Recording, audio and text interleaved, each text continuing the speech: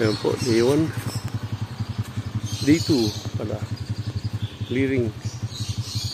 Ayan po yan, yung mga naayos muna namin yung pag-mobilize. Ayan. Ayan po. O, mamaya hapon, doon po kung yung magiging progress ng ating project. Clearing po, ito yung mga makina para malaman namin kung ano yung mga kailangan namin gamitin kapag sama-sama. Ayan po, mga gabi, ayan.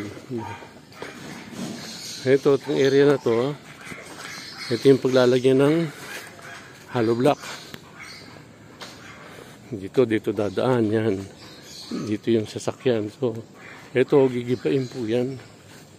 Yan, clearing pa, oh. Marami pa siyang damo, marami pang trabaho. So, may akaan dyan sa itong lobby magkaroon ka ng titirhan. Ayan.